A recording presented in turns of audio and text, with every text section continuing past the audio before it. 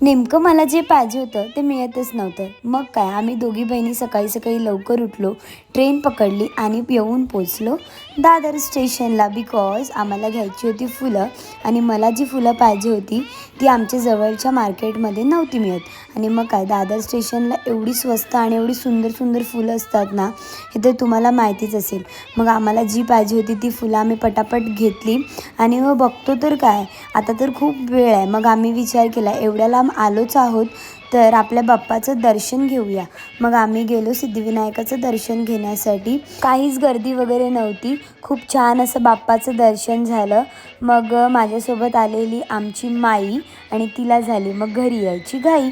मग काय नाही, मी बोलली थोडंसं नाश्ता वगैरे करूया.